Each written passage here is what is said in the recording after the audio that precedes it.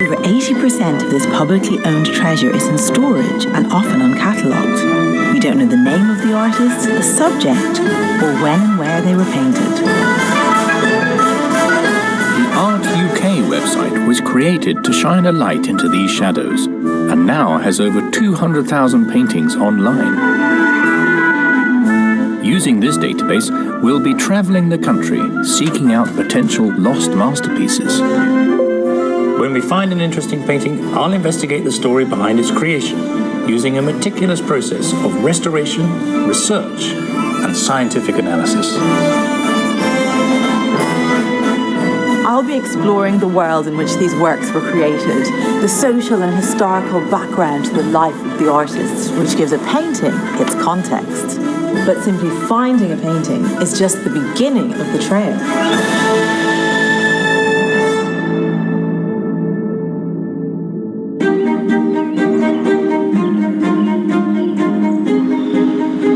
In 1809, a young farmer's son from Nottingham called John Heathcote patented a design for a traverse bobbin machine.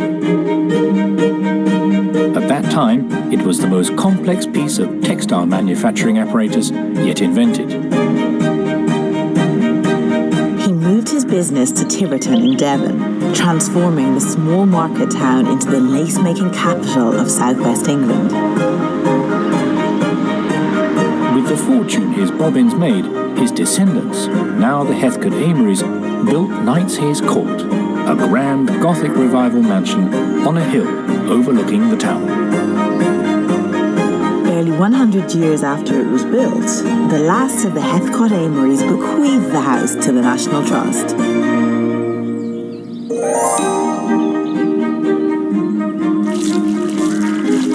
There's a little on the foreboding side. It is. It's not just Gothic, it's industrial strength Gothic. Look at the dragons. I know, they're great, aren't they? The original design by the most eccentric of the Victorian Gothic architects, William Burgess, was for an even larger house with a great tower. Burgess was sacked during the construction, but there are still plenty of his stylistic flourishes in evidence. Look at this fella here. Oh gosh! Hope he doesn't drop it. An enthusiastic fan of the house and all its quirky details is the house manager, Kate Churchill. Oh yeah, I love it. It's had a bit of a difficult life, but it's incredibly beautiful, you know, in what's preserved now. Knightsheath's long, dark, Gothic corridors are as Victorian as it gets. But I've been checking out the paintings on Art UK, and there are treasures to be found in the gloom. Meanwhile, Kate is giving Emma the guided tour. Absolutely stunning. At the centre of the house is a double-height great hall with a minstrel's gallery straight out of the Middle Ages. I suppose nowadays we think of this kind of Gothic architecture as something that we'd associate more with, I don't know, a railway station or a lunatic asylum. Yeah. Certainly not a cosy family home. Yeah, Burgess was through and through a medieval architect, and that was what he was creating, a medieval masterpiece. He wasn't necessarily that interested in how it worked as a family home. Many of Burgess's medieval designs for the house were removed by the family in an effort to make it more comfortable to live in. And some of these features have now been reinstated by the Trust. This whole screen and minstrel's gallery was taken out by the family. But we found all the bits down at the stable block, and they were able to bring them back and with a bit of restoration reinstate this whole piece. That's incredible. Did they have the plans? Yes, we had the original Burgess plans that actually showed this in situ.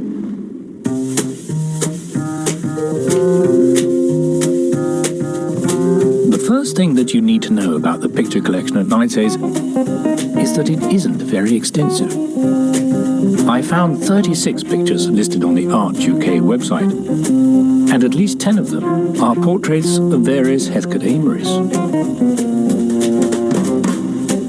When the National Trust took over the house, a proper inventory of the painting collection was carried out, and several of the more significant pictures suffered from downgrading. In the case of this Turner, I think quite rightly. The Heathcote Amerys seem to have had very little interest in art until the last occupants of Knightsayes, Sir John and Lady Joyce, began to assemble a small collection.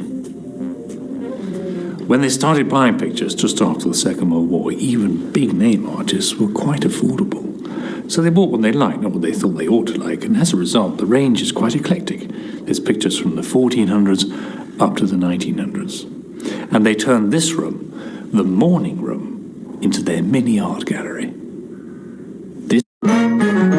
Streaming TV on your laptop.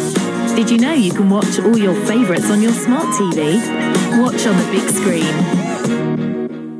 This very fine John the Baptist is attributed to Giovanni Antonio Boltraffio, one of Leonardo da Vinci's assistants. There are so many Leonardo-esque tricks in this picture, like the sort of highlighted curls in his hair and the overall smoky sfumato technique.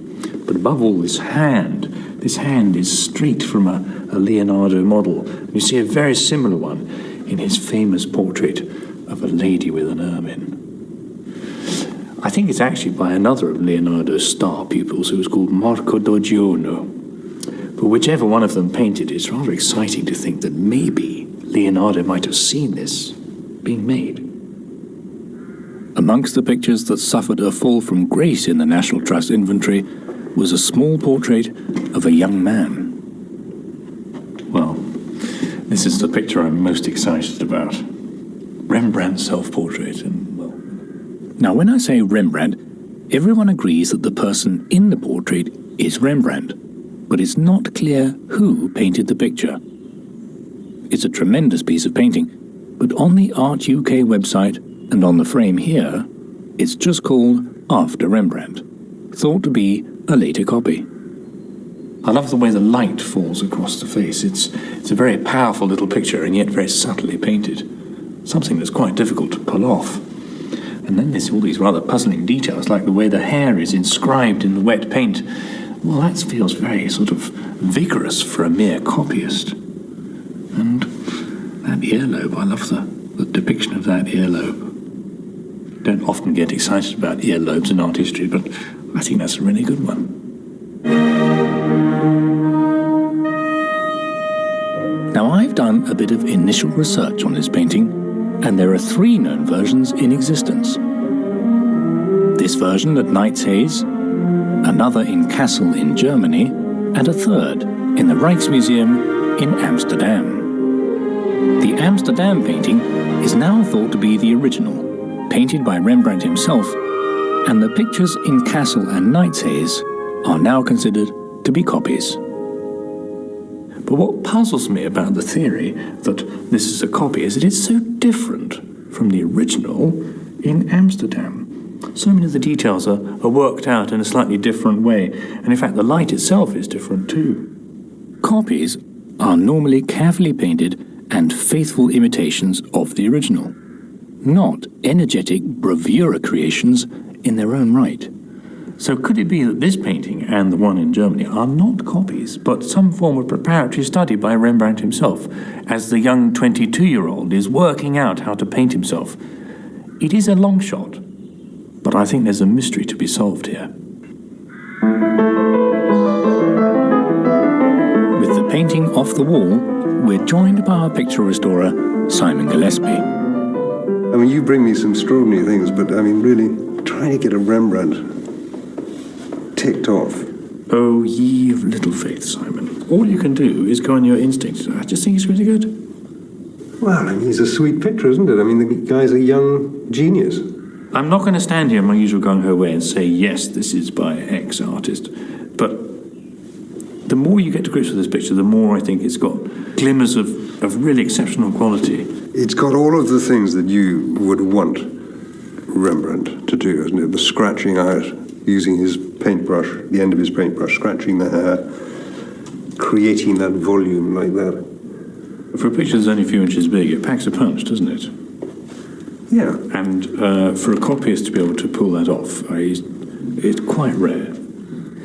I see that there is a damage running through the panel here, where the panel has been split, and there's been a bit of retouching. Mm-hmm. This background puzzles me, because it's very sloppily done.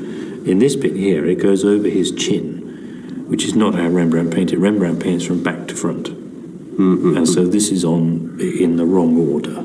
It's got a very sort of cut-out look around the figure. Yeah. And that is not helping the three-dimensional quality in the picture.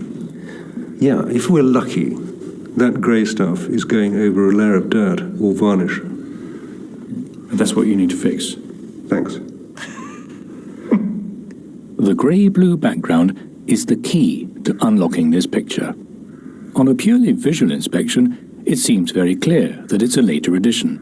But we need to get the picture into the restoration studio and, with the National Trust agreement, do some tests to confirm the situation.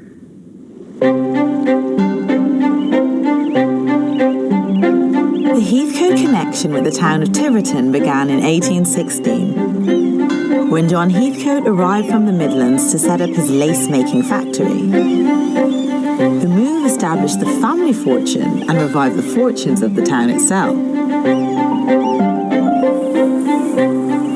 Heathcote moved his business to Tiverton, we are told, because machine-hating Luddites destroyed his factory at Loughborough. He must have been an inspiring person to work for, though, because we know that over 500 of his workers walked 180 miles to Tiverton to start a new life here.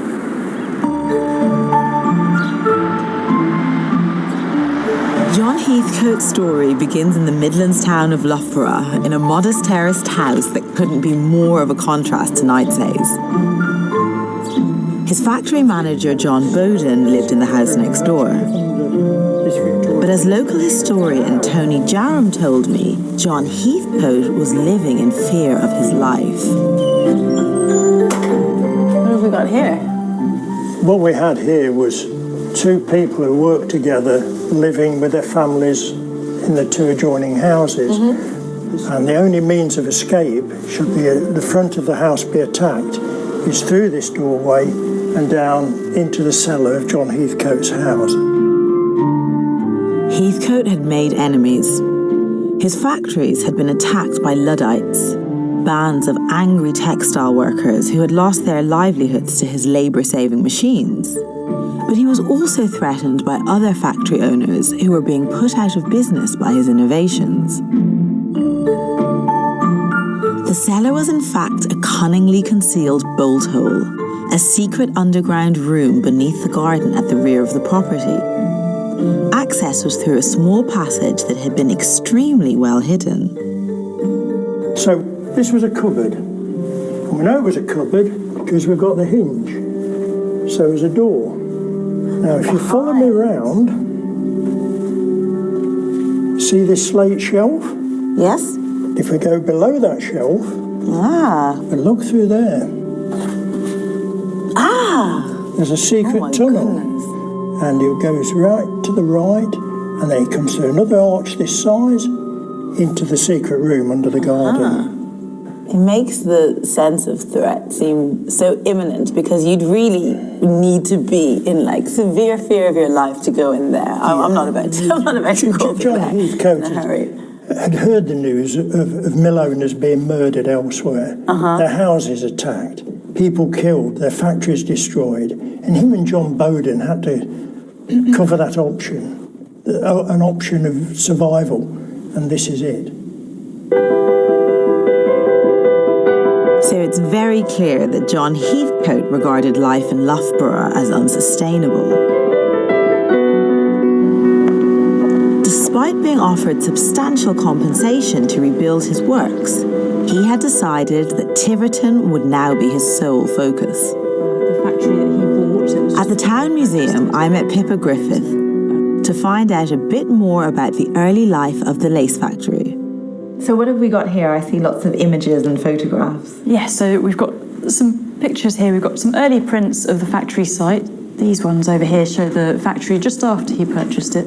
And then here, this is a slightly later one where he's built the factory school, which is thought to be one of the first factory schools in the southwest. Oh, wow. And then later on, we've got move into some photographs. So this is around 1900 with a shift just coming out of the factory. What was it about Tiverton in particular that made John Heathcote choose it as the location for his factory? It had been a very busy town producing woolen cloth in the 1600s and 1700s, so it was a workforce looking for work. Additionally, he gets to escape from his competitors in the Midlands, who are all trying to copy his machines and possibly behind the attack on his factory. He comes to an area where there is no other lace production taking place, and he has the monopoly, so he gets to be the local big fish. The advantages of the site John Heathcote chose by the fast-flowing River Exe are still paying dividends. This waterway, called the Leat, brings the water through the factory and still feeds the washing and dyeing processes. Heathcote's water wheels have been replaced by a small hydroelectric turbine, which provides some of the plant's electricity. After 200 years, the Tiverton factory has moved on from producing lace, but is still at the cutting edge of fabric technology. The factory is still one of the largest local employers, but although the processes are heavily automated today, it's been a while since there's been an outbreak of Luddism.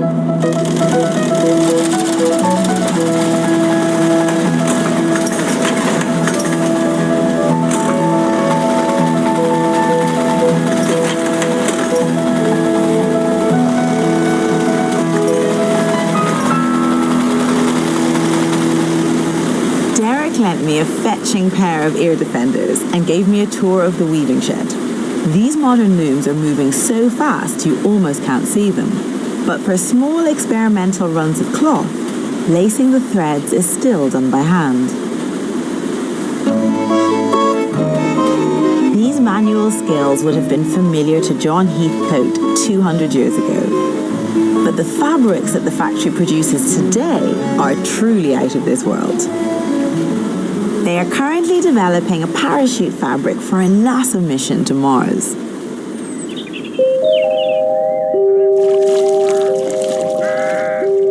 All the technology of the factory seems a million miles away from the austere and atmospheric mansion on the hill above the town. But there is still a direct connection between the two.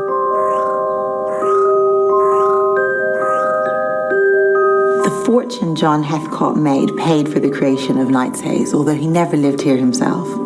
His grandson, who built the house, loved to take a telescope and peer through this window at the work taking place at the factory 2 miles away in the valley below.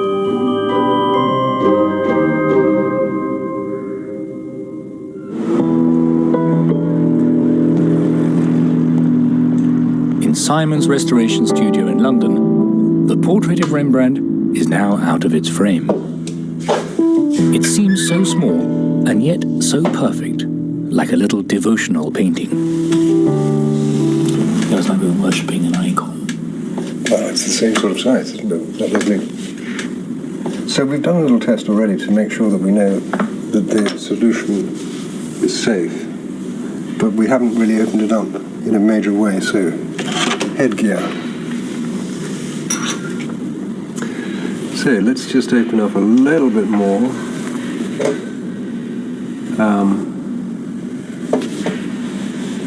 And straight away you see the varnish coming off here. Looks like a bit of nicotine as well. And there's a delicious, fresh colour here. And he's so vibrant, isn't he? He's been moving paint around very vigorously.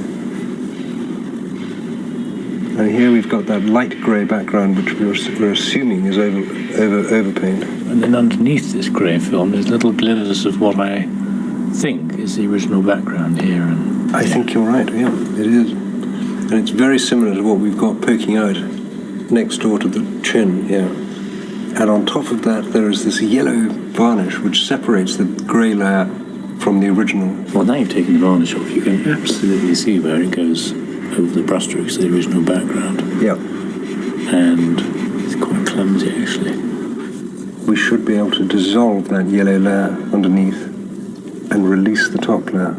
It's making a very flat image, albeit quite a sexy-looking romantic image, isn't it? Yes, it has got a sort of old mastery glow about it that you get with a dirty picture. Especially with Rembrandt, yeah. Yeah.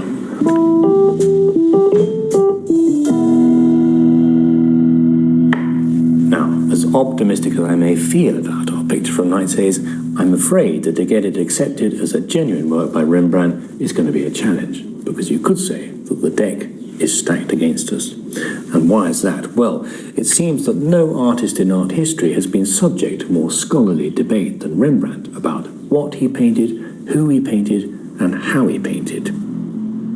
What we might call peak Rembrandt was reached in 1921, when Wilhelm Valentina's catalogue cited over 711 Rembrandts.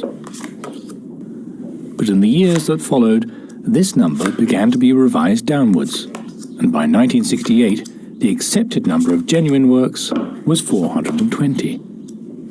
And then came the most dramatic cut of all. A new committee was set up in the Netherlands called the Rembrandt Research Project, which was supposed to pass the ultimate verdict on what Rembrandt painted. The figure was heading towards a new low of only 250 works. Even the world's greatest museums weren't spared. In New York, the Metropolitan Museum lost its auctioneer, not a Rembrandt. In London, the National Gallery lost its Old Man in an Armchair, not a Rembrandt. In Berlin, the Gemäldegalerie Gallery lost its Man in a Red Hat, not a Rembrandt. And in Washington, the National Gallery of Art lost its Landscape of the Mill, not a Rembrandt. So what happened? Well, making attributions by committee is always difficult because the most cautious or uncertain voice usually prevails. It's safer and easier to say no to a painting than it is to say yes. And eventually the doubts become contagious, and soon it's impossible to believe in any Rembrandt.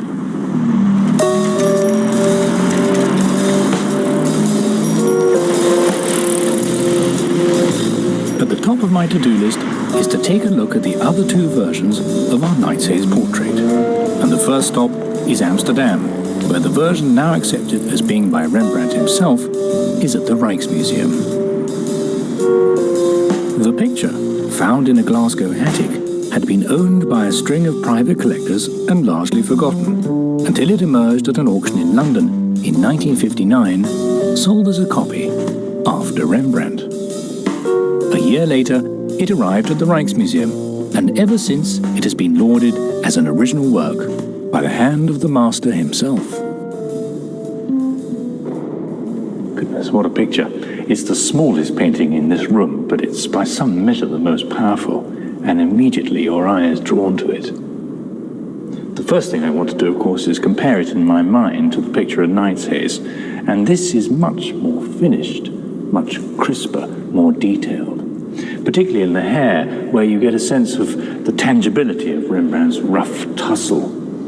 There's a sense that the features matter less. Although the label here says this is a self-portrait, it's actually much less about Rembrandt, this painting, than you would expect in a self-portrait. And actually, all the emphasis is on the light and the way it's falling over his shoulder. So I don't think, really, we should look at these pictures as self-portraits, but as studies of light. Crucial to the way the picture works, and almost in a way as important as the way Rembrandt has painted his face, is the background.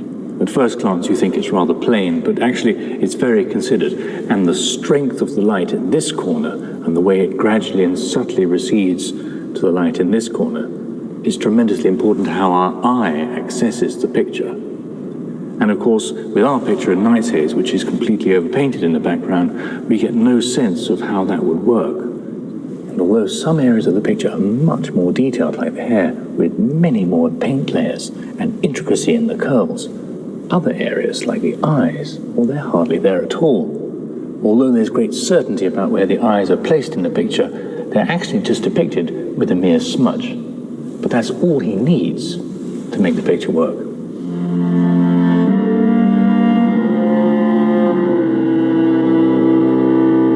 This picture is possibly the first of a lifelong theme of intensely introspective portraits Rembrandt painted of his own face. And this seemingly obsessive need to paint himself is one of the things that makes him such a remarkable artist. There are more Rembrandt self-portraits than almost any other artist.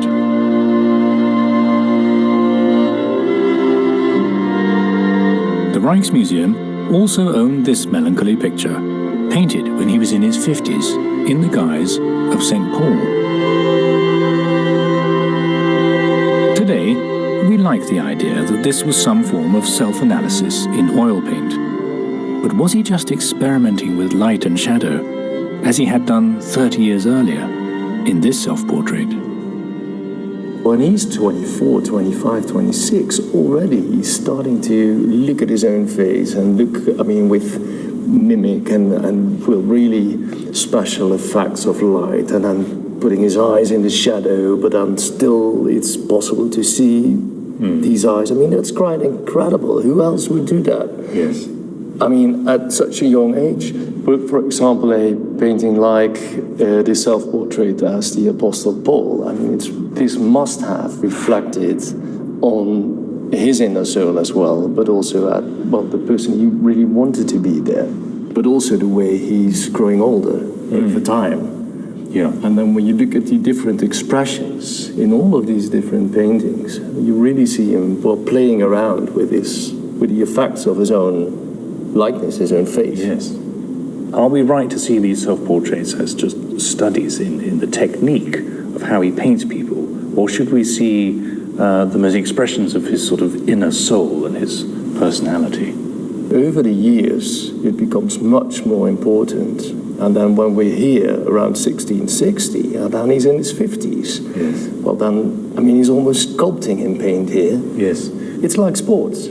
I mean, when you're a marathon runner, I mean, you really have to keep on running. Yeah. If you don't, I mean, you're losing. And that's what's happening with him. He knows he has to paint, he has to draw, he has to make his prints and etchings, and that's what he's doing all the time.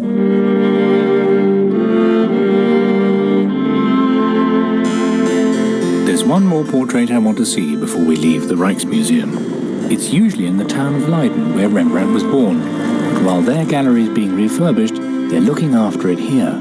It's one of Rembrandt's earliest paintings. What's particularly interesting for me about this picture is that up there, lurking in the background, Rembrandt has painted himself. This is probably his earliest known self-portrait. And look at the way he's done his hair. The scratched end tip of his brush. These very rhythmic, circular, bouncy strokes depicting the curls in the hair and also all sorts of other details in the costume. That, of course, is exactly what we see in our painting.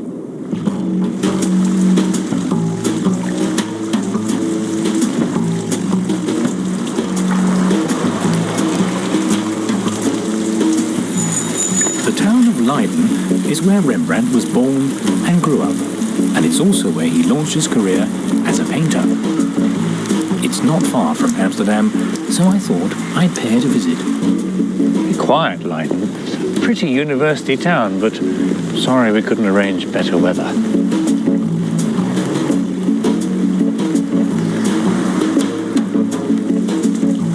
From this bridge, you get a good panorama of the world the young Rembrandt would have known. He was born just over there. He had a studio just over here, and the mill here is where his father's mill once stood. The river beneath me is the Rhine, from which he took his surname, Rembrandt van Rijn. His father was obviously a very successful miller. He could afford to send Rembrandt to the prestigious Latin school, even though he was from a large family. But the young boy was not academically gifted, and as a teenager, he was apprenticed to a painter, Jacob van Swanenburg, who had a workshop in this building. So this is where the sparks of Rembrandt's genius first flew. Now, van Swanenburg was quite a respected artist, and he spent many years in Italy painting intricate landscapes and apocalyptic religious scenes. But the funny thing is that none of that left much of a mark on the young Rembrandt. Rembrandt's apprenticeship was brief. After only 3 years, he set up on his own account, and he quickly became a favorite of the town's prosperous merchant classes. But Leiden remains an unlikely place to have nurtured one of the greatest artists who ever lived. And it's interesting to think that it was here that he painted our mysterious and shadowy little self-portrait, one of the first signs of that genius.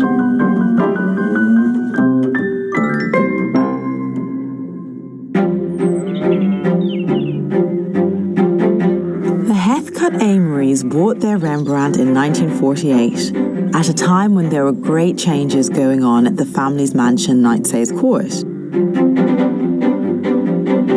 Post-war Britain was embracing the modern world, and mock medievalism couldn't have been more out of step with the mood of the age. Knightsay's was built in the late 1860s. The choice of William Burgess as the architect was an odd one for a family of nouveau riche industrialists. Burgess had a unique creative vision and took the Gothic revival to its most imaginative extremes. Knightsay's is Burgess' only country house commission, and consequently an important architectural landmark.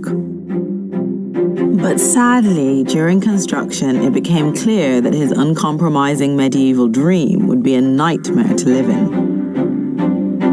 Relations between architect and client deteriorated, and eventually he was sacked. Not a single room in the house was completed according to his plans. When the National Trust took over the house and began to renovate the rooms, there were a few surprises in store. This is the library. Look at the ceiling.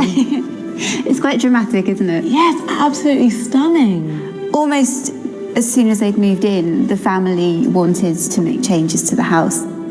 Victorian Gothic was sort of on the wane as a fashion quite soon after this house was completed.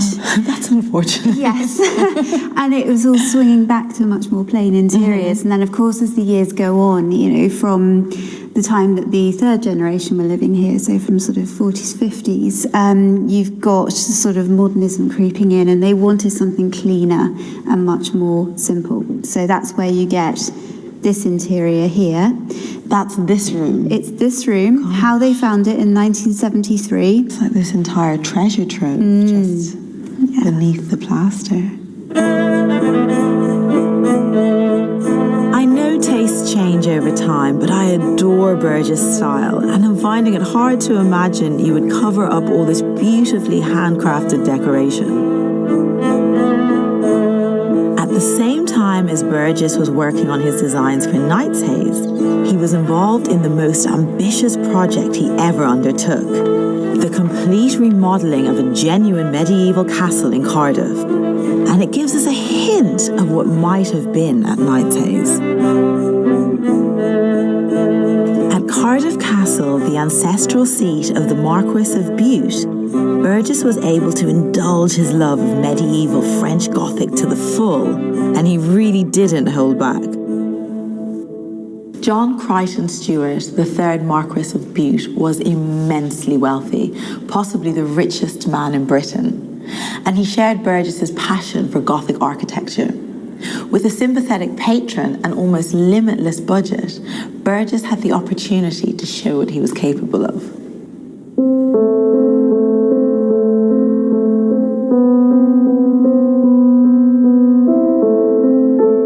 Burgess was from a prosperous background, and as we see at Knightsay's, he was never happy to compromise on his ambitious plans. This made him a challenging choice as an architect. Fallings out with clients were a theme of his career, and many projects never left the drawing board. But when he met the Marquis of Bute, he found his perfect match.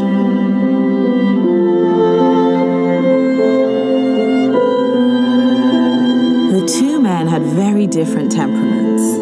The Marquis, who had mastered 20 languages, was highly educated but a shy and retiring man. Burgess was flamboyant and quixotic. But they both let their imaginations run riot in this building. Burgess became a family friend. Lady Bute described him affectionately as ugly Burgess who designs lovely things. In his bachelor years, Lord Bute slept in this bedroom in the castle tower. Burgess designed him a very small bed, but made up for it with a very large bath. Burgess never married. He was barely 5 feet tall, rotund and short-sighted. But his eccentric way of life can't have helped much either. He was an enthusiastic opium smoker, which may have contributed to his creative vision. His kaleidoscopic interiors are breathtaking.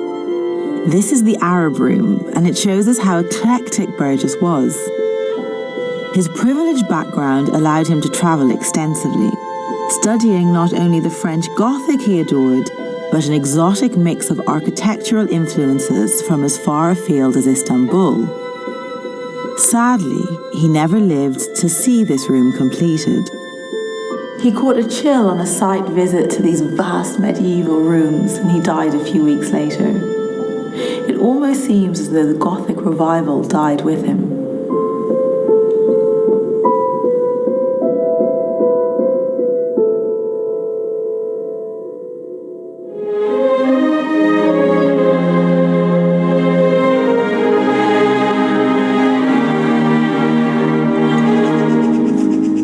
The third in our series of portraits of Rembrandt is in the Gemälde Gallery Alter Meister, the gallery of old masters in the German city of Kassel.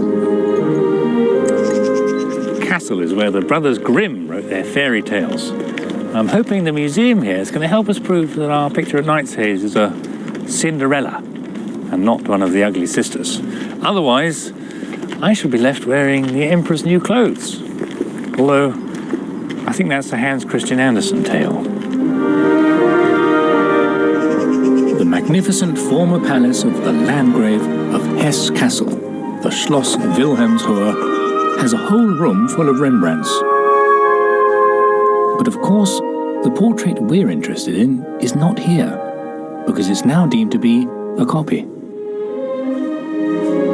I found it in the gallery next door, a side room full of Rembrandt-related oddities. Here he is. Now, I'm not the first person to be impressed by this picture. Back in the days before the Rembrandt Research Project, this guy, Abraham Bradius, was the last word on all things Rembrandt. And he not only included this painting as a genuine work, but there it is, it was picture number 1, the very first Rembrandt self-portrait in the catalogue. He thought it was that important. And, well, now it's just regarded as a copy. This version of the picture has the longest pedigree. It was bought by the Landgrave of Hesse-Kassel in 1749 as a Rembrandt, and so it remained until 1959 when the Rijksmuseum version popped up in a sale in London. And suddenly, this poor fellow was deemed a copy, and nobody has really looked at him since. But it's so different from a copy, isn't it? My goodness.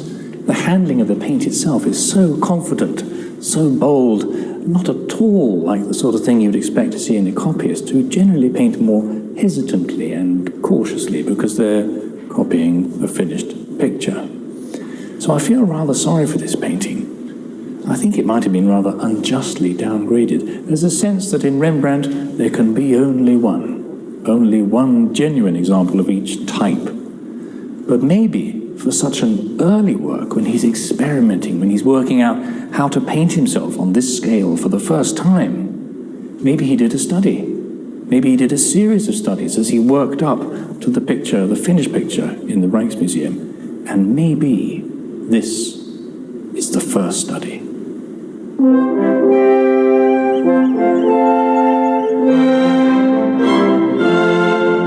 The Rembrandt portrait was part of the small collection of pictures at Knightshays Court, begun by Sir John and Lady Joyce Heathcote Amory after the war. Lady Joyce had quite a significant hand in the creation of Knightshays as we find it today. She was responsible for the award-winning gardens that are still one of the main attractions at the house. She was also the last member of the family to live at Knightshays. Lady Joyce met Sir John at a golf tournament, but it was she who was the competitive player, winning the British Ladies' Championship on all 5 occasions she entered in the 1920s.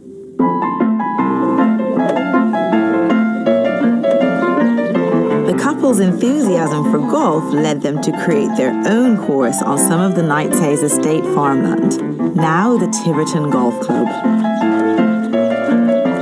Lady Joyce is still fondly remembered at the course, and I met historian of the ladies' game, Louine Mayer, to try my hand with a golf club. Can't be that difficult, can it? Now, Emma, you're wanting to hit the ball down the middle of that fairway? I assume. Well, that's where you're going to go, and because you want to hit it a long way, and if possible we want to get it bouncing down the hill, we're going to use a driver. Okay. I take it you're right-handed. I am. Okay, so you're going to put it like that, and then you're going to put the other hand on top. Okay. And then you're going to swing. Whoa! I don't know, where's it gone? Oh, into the trees. Okay, now it's my turn. I keep forgetting that I need to watch the ball. Yes, watch the ball. Okay. After playing around with Joyce in 1930, British men's professional Bobby Jones said, "I have not played golf with anyone, man or woman, amateur or professional, who has made me feel so utterly outclassed." Well done. You started golf. I expect Lady Joyce was like this to begin with. But she seems to have alarmed all the male players. Scottish pro Willie Wilson said of her swing, "My God, she could hit a ball 240 yards on the fly while standing barefoot on a cake of ice." Just pretend you're bowling the ball to the hole, okay?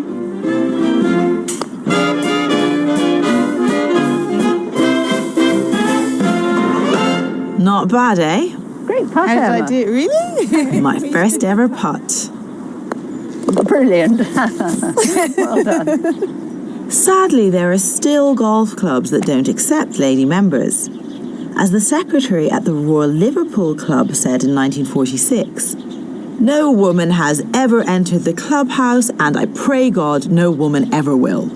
I do remember her telling me that on one cold day down at Deal, I think it was, she had to warm her hands on the radiator of somebody's Rolls Royce while the men went in for a drink. I'm glad that Lady Joyce had a passion for golf and gardening, but it was her passion for art that brought this portrait to Knightshays. Because it was part of their private collection, it's never been subject to any of the scientific investigations that both the Rijksmuseum and the Castle versions have undergone. After consultation with the National Trust, we made X-ray and infrared scans of the picture and took paint samples. We also agreed to date the wooden panel using dendrochronology. Using a climate database stretching back hundreds of years, Professor Peter Klein is able to determine, by the width of the tree rings, the date of the wooden panel on which our portrait is painted. It may be old technology, but it will tell us whether the picture was made when Rembrandt was working in Leiden, or whether it's a later copy.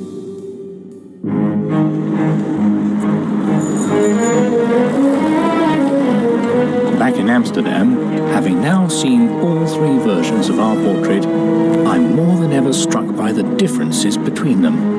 They seem to me to show the progressive development of an idea in a series of studies, from Castle to Knightshays to the Rijksmuseum. So why are the experts so convinced that there can be only one original? Well, no sooner had the 18-year-old Rembrandt set up his own studio than he began to take on pupils. And here's where it gets murky for our little portrait. As part of their training, Rembrandt set his students the task of copying his own pictures. So how do we tell a genuine Rembrandt from one of his students' copies? Well, once you've exhausted the technical evidence, you're left with the old-fashioned business of connoisseurship, using your knowledge of the artist's technique and making comparisons with other paintings. But this way of evaluating artworks has become quite controversial.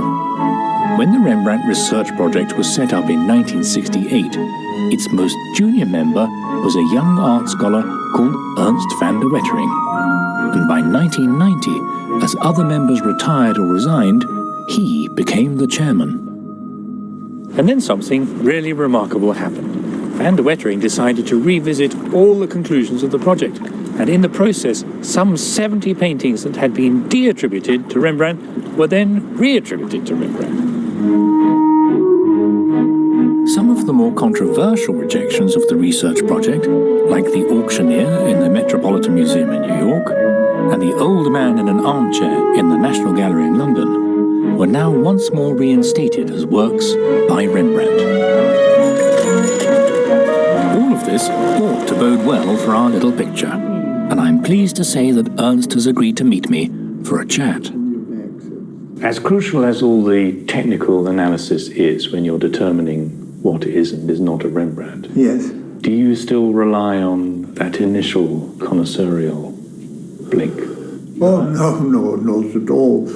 No, I'm almost an enemy of traditional connoisseurship. You can't say, well, here's the artist, he is this kind of genius or not. No, Rembrandt also, he changed quite a lot. Yes. And then you find, in fact, a painting which is so different from the next door that you say it can't be a Rembrandt, and then you find that the canvas comes from the same mold. Ernst believes that the identity of an artist is revealed more by science than connoisseurship. According to his analysis of X-rays and infrared images, Rembrandt always painted the background of his portraits first, leaving an area where he knew he would later paint the figure. This area is called the reserve. The Rijksmuseum portrait has been X-rayed, and Ernst says that the reserve is larger than the final space occupied by the head, showing that Rembrandt had not decided on the size of the final image. But in the Castle portrait, the reserve and the face are the same size. For Ernst, this is proof that the painter already knew what the final image would be, and therefore it is a copy, and the Rijksmuseum picture is the original. Justin Witter, Park Ranger found Fight. Oh boy, you lead on this. Got it. Now, if you remember, Michael King went missing just... There's something up here! Mom, daughter, you're gonna find him. You have any idea what's coming for you? For me, when the skill of the artist is so evident in the style and handling of paint, a variation in the way the background was built up is not necessarily proof that it's by another painter. Of course, Rembrandt sketched very freely, and he did not have exactly in his mind what would be the final effect. Very free reserves you find in many of his history paintings are part of the game. This is not a belief, this is proof. And so having discussions about the style of this painting are, to me, totally irrelevant.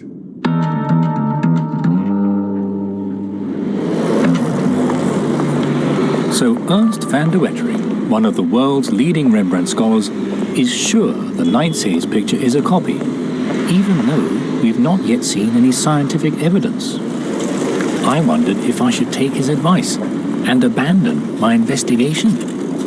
Well, the only way we could claim that the picture of Nightshades is by Rembrandt, along with the one at Kassel, is to present them as part of a sequence of preparatory studies done by Rembrandt building up to the picture in the Rijksmuseum. But Ernst is adamant that Rembrandt would not have done that, and that both pictures are therefore copies. Now, I don't think Ernst is ever going to change his mind, but I'm not yet ready to let this one go. And maybe we can meet him on his own terms.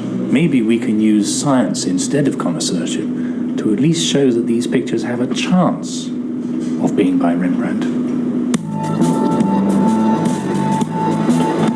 While I've been travelling the autobahns of Europe, back in London, the Nightshades painting has been undergoing the all-important scientific investigations. I met Nick Eastaugh of Art Analysis and Research to have a look at the results. The first thing we looked at were the infrared scans. Wow, and nobody's ever put these three together before, so it's lovely to see in such good quality images. These results are encouraging. The Nightshades and Kassel pictures are quickly painted with broad, confidently applied brushstrokes, while in the Rijksmuseum picture, the mottled surface indicates short, stubby applications of paint, far more considered and detailed, as you would expect if it was intended to be the finished portrait. One thing that seems very clear is the difference in the position of the head in each version, tilted and turned at slightly different angles, and also the way the lips are parted in the castle version, but not in the other two. These are details I wouldn't expect a copyist to change. Well, should we look at the X-ray? Yes, let's look at the X-ray. The X-rays further underpin what we were seeing in the infrared.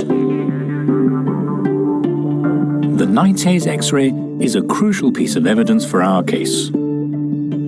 As Ernst van der Wettering had placed so much store by how closely the area of the reserve followed the final image, I was pleased to see that there was quite a difference in the boundary between the two.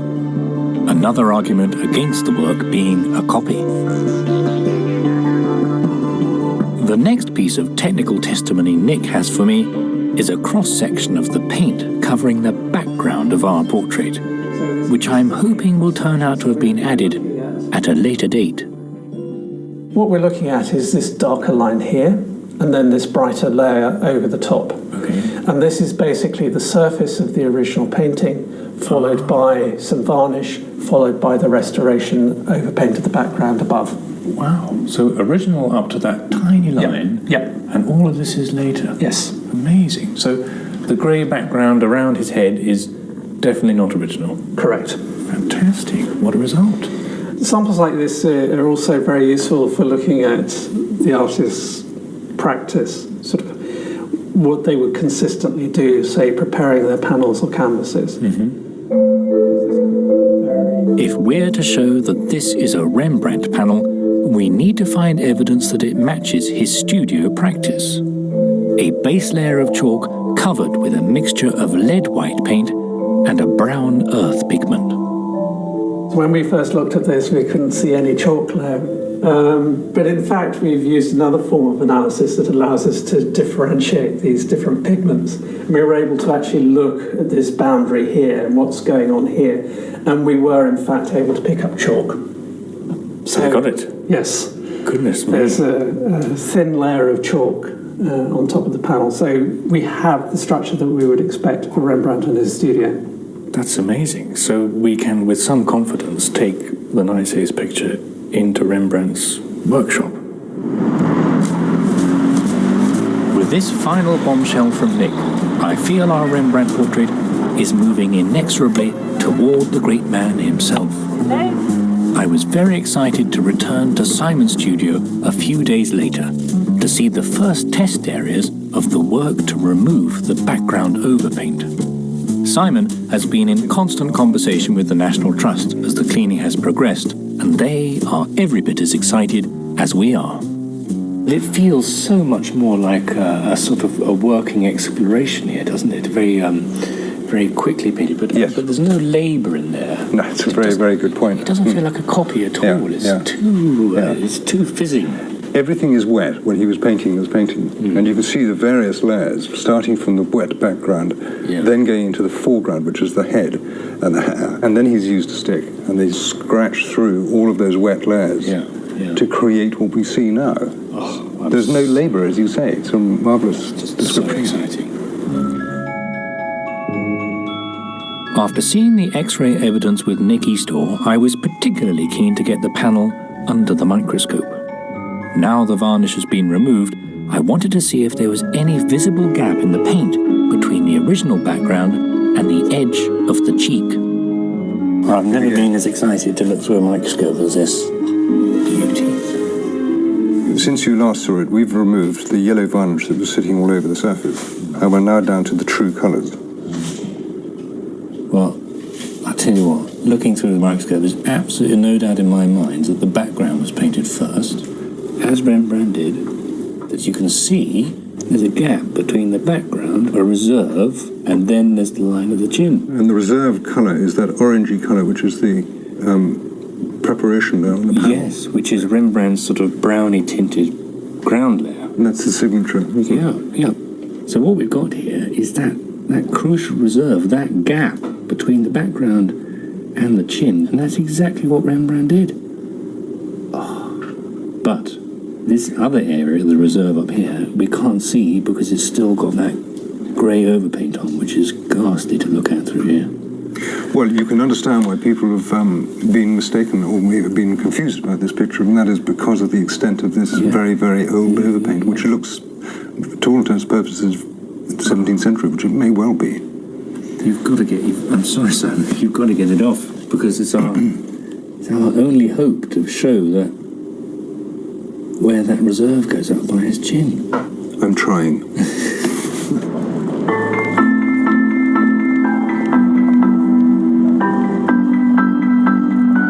3 weeks later, the painstaking work to remove the overpaint is complete. What a change, no? I knew the background would change the picture dramatically. I didn't know it would be this dramatic. It looks fantastic in all your lights. But if we just... Yeah, there you go. Yeah, and suddenly you've got how it was painted originally. Yes. With a northern light. Cold northern light. You can just imagine him on a rainy day in Leiden. Yeah. Fantastic. It flickers with life, doesn't it? I just don't see how this could be a copy.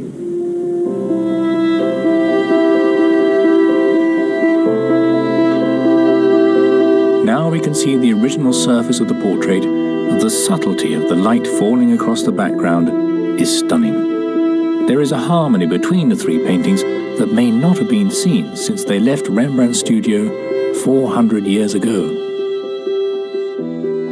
Have we heard from Professor Dr. Klein, the Dendro man? We have, and we have his results here, which is very exciting. So the tree, we dated the wood, and the tree was felled in 1621. This is the perfect date for our theory, as it means the panel would have been seasoned and ready for use in the late 1620s, exactly when Rembrandt was working in Leiden. Relief number one, it's definitely not a later copy. Absolutely, yeah. And something else, the wood comes from the same tree as the picture in Kassel. God, that's really extraordinary. Yeah. You don't often get a result like that in Dendro. No, but... that's amazing.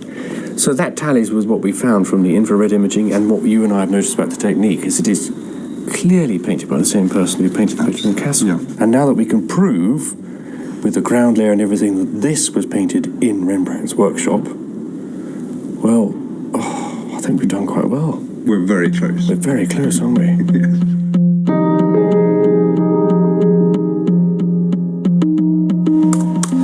Well, I've got to say, never before on this programme have we been able to compile so much scientific evidence to prove, I think almost beyond doubt, that our painting came from at least the workshop of the artist we hope painted it. So what I've got here is a compilation of all that evidence, the X-ray, the infrared, the Dendro evidence, and the paint samples, and I'm going to send it all off to Ernst van der Wettering.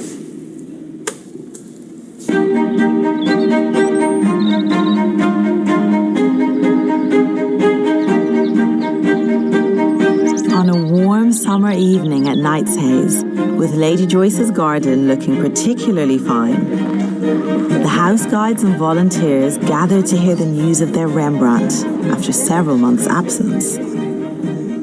I have to say, this picture has the honor of being one of the most challenging cases that we've had to date. I think we can now show you Reveal the result of what it looks like now. For the National Trust guides who are so familiar with the picture, the change to the background is dramatic. I ran through the results of our technical investigations and the very positive conclusions of the paint analysis. So we could prove, beyond really any doubt, that this painting certainly came from Rembrandt's workshop. But now for the news everyone had come to hear. We wanted to compile all our information and evidence and send it to the great Rembrandt scholar of our age, Ernst van der Wettering, who's one of my art historical heroes. And he sent me an email. It's a very short email. And I'm afraid to say that he's not as interested in the picture as we were. He doesn't want to discuss it any further. And he's absolutely sure that it is just a copy. So the good news is, it's definitely from Rembrandt's workshop, and I think that makes this a very precious object. But most importantly, ladies and gentlemen, I think it allows you to decide for yourselves whether this picture is good enough to have been painted by Rembrandt. So please come and have a closer look, and then if you think it's good enough to be with Rembrandt, then, well, let's say it is. Thank you very much.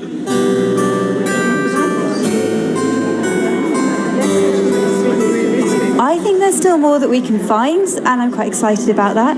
We're certainly going to look into this more, and we want to have a bit of time to do a bit more research, and then later on in the year we're going to put it out on display, really make the most of it, and people can come and see what they think.